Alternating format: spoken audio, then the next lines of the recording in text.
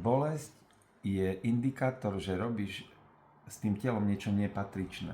Čiže tá bolesť len upozorňuje na to, že to telo, robíš niečo proti zákonom toho tela. Na to slúži bolesť. Ja keď som si zlomil ruku a nebolelo by ma to, ja neviem, že ju mám opraviť, nie že ju mám zlomenú. Čiže bolesť ma núti zamerať tam pozornosť a pomôcť tomu telu. Telo si pomôže samo, ale keď si nedokáže pomôcť samo, začne ma boliť a upozorňovať mňa ako dušu, že mám tam dať pozornosť a niečo s tým urobiť. To je jednoduché. To je indikátor, to je nejaký... Bolesť je vlastne priateľská energia, ktorá sa snaží mi pomôcť chrániť to telo. Ona nie je negatívna. Problém je, keď my ju vnímame negatívne. Čiže si všimni, fuj, bolesť, chcem sa jej zbaviť, nie? Čiže nepríjmeš ju, ty ju tlačíš preč. A čím viac ju tlačíš preč, ona sa znásobuje, lebo ona ti chce tú informáciu odovzdať. Ty ale keď tú informáciu príjmeš, ona zmizne sama, lebo na čo by tam už bola. Ona je nosič informácie. To je jak s tým poštárom som vysvetľoval. Keď príde pošta k tebe domov, ktorý ti nesie veľmi dôležitý list, a ty namiesto toho, aby si ten list prevzal, tak začneš, pustíš na ňo Dobermana, nie? Zavrieš všetky okna, dvere, záhradku. Ale ten poštár má v naplní práci ti doniesť ten list. Čiže on nemôže odísť bez toho, aby splnil svoju funkciu. Čiže čo robí? No pôjde cez zadné dvierka, cez komín, cez pivnicu. Čiže bude dobiedzať do teba a ty budeš stále ho odháňať. A kedy ten poštár odíde sám od seba? No keď prevezmeš list, nie? On nemá dôvod tam ináč byť. A teraz si predstav, že ten poštár je bolesť. A nesie ti nejakú dôležitú informáciu, že máš niečo s tým niečím urobiť vnútri alebo niekde. No a ty fuj bolesť, dáš si analgetika nejaké, čiže odháňaš tú bolesť. Ty nepríjmeš ju, ty ju odháňaš. Čiže to je presne jak ty, keď odháňaš poštára. Čiže čo robí? No zvýši tlak na teba. Čiže viac sa to bude bolieť. Lebo ona ti chce... A kedy bolesť zmizne? No keď si uvedomíš, čo ti chce povedať. Príjmeš to.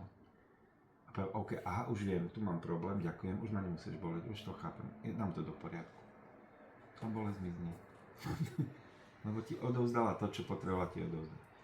A keď budeš nevedomo ju odpinkávať, no tak ona tam bude, lebo potrebuje, aby si tam pozornosť dala a opravila to nejako. Čiže to je dohoda s bolesťou sa to, že ja sa s ňou dohodnem, ja príjem ako príjmem ako priateľskú entitu, ktorá mi nesie dôležité info, že mám niečo urobiť s tým telom, že mám problém tam. No a to pochopenie vlastne mi umožňuje s tou bolesťou sa dohodnúť. Ja jej poviem, už ma nemusíš bolieť, už chápem, čo mám robiť. Sice to možno neurobím hneď, ale už viem, že to mám urobiť, tak môžeš odísť. Už ma nemusíš bolieť. Ale ja to vyrieším o hodinu, dve, možno deň, dva. A keď je to s tým dýchom, jak mám povedať? No, dých máš, tam som ti čítal, nie? Že prečo nedýchaš. Tiež schopnosť nepríjmať. Ja, keď mám strach, a strach väčšinou mám z nepoznania, alebo z toho, že niečo na mňa tlačí, alebo nechcem to vnímať, nechcem to príjmať, tak sa zadýcham, hej, ako dýchavičnosť vznikne, hej. Ľudia, ktorí sa boja plitko dýchať, keď sa zdakneme, to väčšinou sa zasekne dých. No presne, no. Ale keď príjmem tú vec, tak sa všetko uvoľní zase. Takže wow. No, začnem normálne dýchať ako prirodzene, nie? Len keď som, že držím odpor, alebo nechcem s tým nič mať, alebo bojím sa toho, aj vtedy áno.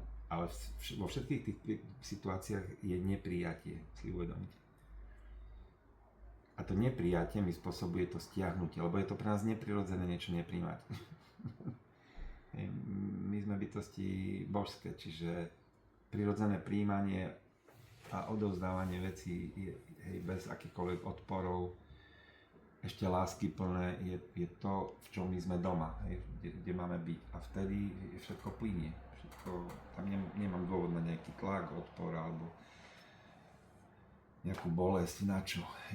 Bolesti vznikajú, keď niečo zvaštopľujem, niečo s odporom robím, alebo sa bojím. Strach je tiež odpor. Je typ odporu. Strach. Čiže nepríjmam tú situáciu, bojím sa jej, nie? No. Tak toto všetko áno, takéto jednoduché uvedomenie, že Bolesť nie je nepriateľ, bolesť je priateľská energia a je to vlastne zvýšený kontrast na to, keď si jemné impulzy alebo jemné upozornenie tele nevšímam dlhodobo, tak príde vyšší kontrast. Začne ma to pobolievať najprv. Neboli ma to hneď veľmi. Keď si to nevšímam, bolesť, ráno sa zobudím a už to boli fest, hej. A keď ešte aj potom na to kašlem, že dám si niečo proti bolesti, alebo neviem, čiže bojujem s tou bolesťou, nepríjmem ju, ale snažím sa jej zbaviť, čiže bojujem s ňou, no vtedy ona sa ešte zosilní. Pretože nedosiahne to, čo chcela, hej. Jej úlohou je odovzdať mi info, aby som zameral pozornosť. A keď to neurobím, tá bolesť tam bude stále. A môžem si povedať, OK, už viem, že to rameno ma boli a mám to vyriešiť. A teraz mám možnosti. Pôjdem k lekárovi, dá mi obstrek, to je jedna možnosť, nie? Dám si frekvenciu druhá. Alebo začnem pôsobiť vedomím alebo láskyplným prijatím, to je jedno. Ja mám veľa možností, ako môžem tú vec harmonizovať. A úroveň, ktorú ovládam, môžem použiť. Čiže keď neovládam svoje vedomie, no tak mal by som ísť za niekým, kto to dokáže, alebo aspoň nejakú reakciu urobiť, nie? Tam tabletku, alebo rastlinku, alebo frekvenciu a reakcia bude, že sa mi to opraví. Ale môžem to robiť aj na úrovni vedomia. Že jednoducho vedomím, lebo vedomie je vyššie postavené akákoľvek frekvencia alebo akákoľvek rastlinka. Čiže môžem vedomím na to pôsobiť.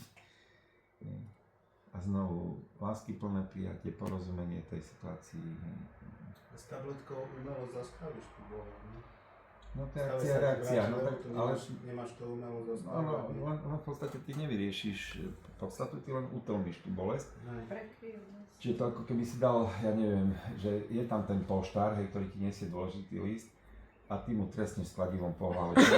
Tak on je na chvíľočku omračený, no to dá pokoj, ale on sa potom preberie a počkaj, a musí ti to doručiť zase a bude otravovať, nie? A ešte bude nasratý, čiže viac bude doviezať.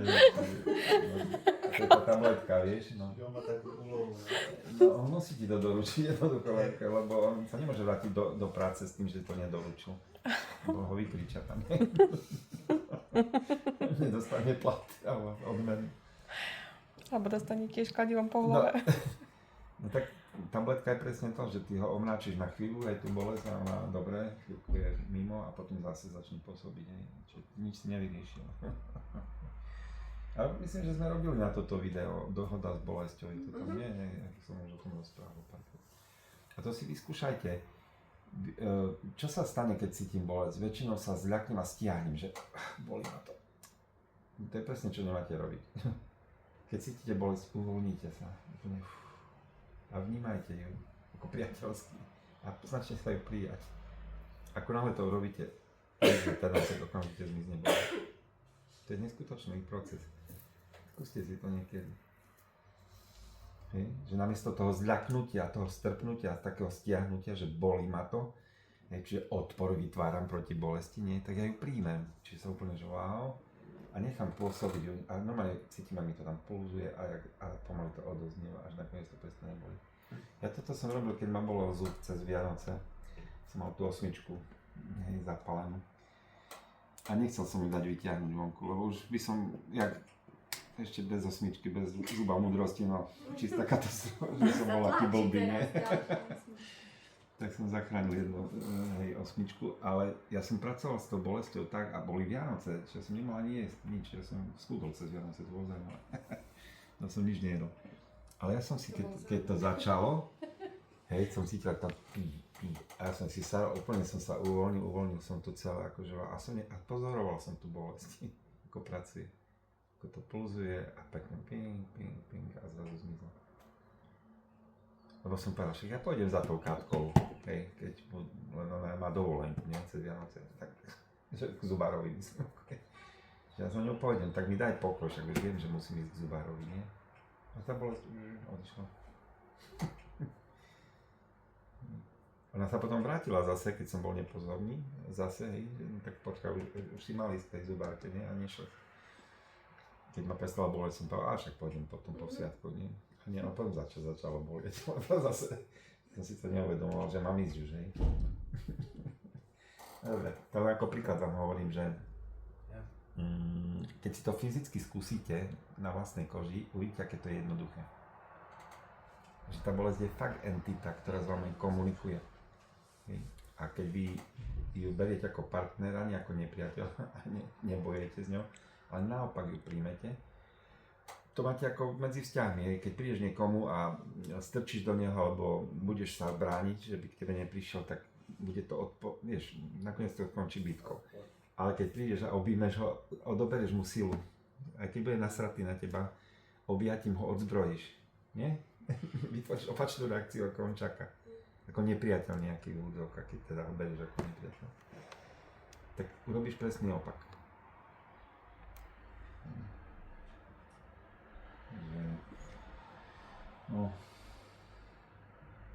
No dobre. Tak ja viem, že to je nepríjemné cítiť bolesť, však aj ja ju cítim, ale ja tým, že sa viem z ňou dohodnúť, tak ja nemám z nej strach ani nejak z ňou nebojujem nikdy. Ale to nie je ten impuls tým zubom, že chce ísť von už? Hej, ale nemusí ísť von. Si predstav, že ty môžeš ten zub, ktorý ťažko už... sa tam... Počúvaj, však niekedy ho chytila Katka, on sa mi kýval, on povedal, že ja ti ho už s prstami vyťahnem, keď chceš. No. A on sa tak zahojil, že teraz je tak pevný, že keď teraz mi skúsi, tak je pevný. Čiže on sa... To telo sa zregeneruje. Sa opraví. Nemusíme to trhať alebo dávať Ale preč. čím, že ti to zatlačilo? Nie. Nie, tak... Pracoval. No, Vedomo opravila. Normálne sa ti... Tak si to necháš, nech sa to lieči, chápeš? Ty do toho nezasahuješ. A potom samozrejme, keď je veľmi zle, tak ideš, tak pomôže ti, tak ti tam... Neviem čo, vyberie nerv alebo niečo podobné, hej. Ale tie stavy medzi tým zákrokom a tým, kde máš bolesti, kde ti to pulzuje, kde neviem čo, nemusíš trpieť. Ty si to uvoľníš a vlastne to prežiješ úplne v kľude. Veľa zubárov povie, že už 8 by mala ísť vonku, lebo zbytočne tam... No, tak oni nepotrebujú si mal nejak extra múdry, no. Oni potrebujú peniaze, Tak tie osmičky Oni- trhajú za radom všetci. lebo oni majú z toho peniaze, z trhania. Asi aj, no. Nie to urobili v Prahe takto 4 naraz. Ale ako... Mne povedal jeden zubár, to je ten kolega Katkin, v Košicách, bol som za ním. A on hovorí, Aničko, vy tu máte jeden zub, druhý zub, to zbytočne sa trapíte, to treba dať von. A fú, to už na čom budem kúsať, nie? A som povedal, že dobre, ja si to rozmyslím. On tak na mňa povedal, no, že on by to dal hneď von. To nemáte šancu. Počúvaj, po mesiaci, 2-3, mne sa to tak zahojilo, že vlastne ten zub tam je. Je v poriadku. Čiže zuby sú súčasťou, tak jak sa ti poškodí, ja neviem, koža a sa ti opraví, tak aj zub sa ti dokáže opraviť. No, ak už je veľmi poškodený, dobre, tak treba tam dať lombu alebo niečo. Keď na to 8 ani nemáš tam miesto, alebo to je také Tak hej, tam úzke aj... Ale myslím klasická stolička alebo zub je, že Hej, máš tak. problém nejaký a Toto stolička, hej, bo to je jasné, to sú hlavné. prvá vec je, že teraz si spojíš, že ktorý zub s ktorým orgánom a treba riešiť orgán, nie zub. Lebo väčšinou to je indikátor, že vnútorný orgán máš problém. A osmičky sú? Vieš čo, ani neviem presne, ja smyčka ešte nespojím. Ty mi tu rozoberáš niečo. Čiže... Ty čo? Ja ťa filmujem. FBI. Večer budeš mať 1500 zliadnutí na YouTube. To znamená, že ten... Stále majte na pamäti túto jednoduchú vetu. Keď akýkoľvek odpor ku komukoľvek a čomukoľvek vymeníte za láskyplné prijatie, tak sa dostávate na božskú úroveň. A božská úroveň nejaká? No to je bláženosť, nie? To je šťastie, radosť, láska. Čiže keď tam chcete byť, tak toto treba robiť. A to platí nielen o bytostiach, to platí o všetkom a zároveň aj o bolesti. Bolesť príde, lebo to je karmická reakcia, čiže nevieme sa tomu vyhnúť. Ale vieme k tomu zaujať postoj. Čo vieme urobiť s bolesťou, je zaujať nej postoj. A keď budem k akékoľvek entite, ktorá existuje v Božom stvorení, včetne bolesti, lebo ona to je entita, vyvíjať odpor, vyvíjam odpor ku komu? Ku Ku Krišnovi. Bohu, presne tak. Chápete to? Ja som tvoja bolesť, ja som Presne tvoja tak. únava. Presne tak. Čiže všetko, čo cítime, ona Jasne. hovorí Arjunovi, nauč sa to znášať, všetko som ja. Čiže vlastne ma príjmaš tým pádom, nie? On vie, Kršna, že telo potrebuje určitý stupeň teploty, určité vlhko, teplo, neviem čo, ale my to tu nemáme ideálne, čiže my raz len mám zima, raz len horúco, raz sa potíme, raz sa trasieme, raz sme hladní, raz sme sytí. A tie zmeny tela, vlastne, on hovorí, nauč sa ich znášať. Hej. Čiže všetky tieto prejavy sú môjim potenciálom. Hej. Tým pádom ma ochutnávaš, tým pádom ma poznávaš, tým pádom všetky tie odtiene pocitov si schopná pochopiť, kto som.